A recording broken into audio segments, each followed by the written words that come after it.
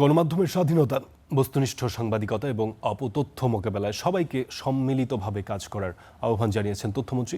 বলেছেন, সরকার গণমাধ্যম কমিশন গঠন ও সংস্কার কমিশনের সুপারিশ বাস্তবায়নে নতুনভাবে কাজ করছে। সকালে ঢাকা বিশ্ববিদ্যালয়ের সাংবাদিকতা বিভাগের ৬৪তম প্রতিষ্ঠাবার্ষিকীর আলোচনা সভায় যোগ দিয়ে এসব কথা বলেছেন তিনি। ঢাকা বিশ্ববিদ্যালয়ের সাংবাদিকতা বিভাগের ৬৪তম প্রতিষ্ঠাবার্ষিকী। এই উপলক্ষে অধ্যাপক মুজাফফর আহমেদ চৌধুরী মিলনায়তনে আলোচনা সভা। এতে তথ্যমন্ত্রী সহ যোগ দেন বিশিষ্টজনেরা। এ সময় গণমাধ্যমের সাংবাদিকতার বস্তুনিষ্ঠা, জনকল্যাণমুখী ধারা ও অপতথ্য প্রতিরোধে আরও দায়িত্বশীল হওয়ার আহ্বান জানান ঢাকা বিশ্ববিদ্যালয়ের উপাচার্য।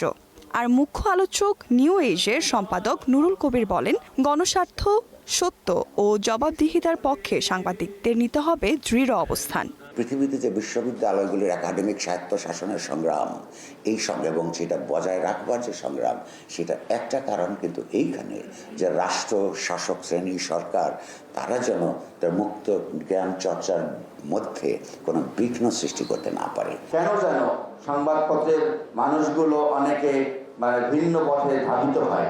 আমরা আশা করি ঢাকা বিশ্ববিদ্যালয় থেকে যারা পাশ করে তারা মনে হয় না সেই অবস্থায় যায়। তারা অবশ্যই বস্তুনিষ্ঠ সংবাদ পরিবেশন করে এবং তথ্য নির্ভর এবং সত্যকে সামনে উদ্ঘাটন করে নিয়ে আসার চেষ্টা করে। পরে প্রধান অতিথির বক্তব্যে তথ্যমন্ত্রী বলেন, গণতান্ত্রিক রাষ্ট্র গঠনে সবাইকে ঐক্যবদ্ধভাবে কাজ করতে হবে। সাংবাদিকদের নিরাপত্তা নিশ্চিত সহ নতুনভাবে গণমাধ্যম কমিশন গঠন ও সংস্কার কমিশনের সুপারিশ বাস্তবায়নে সরকারের বিবেচনা রয়েছে।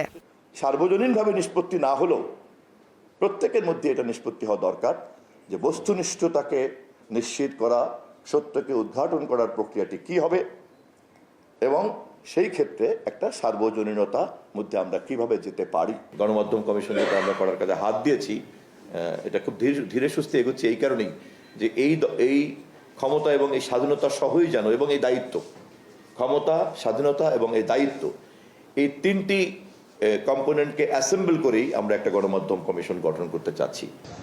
পরে সাংবাদিকতা বিভাগের সাবেক বর্তমান শিক্ষার্থী, শিক্ষক ও অতিথিদের অংশগ্রহণে বের হয় একটি বর্ণাঢ্য শোভাযাত্রা।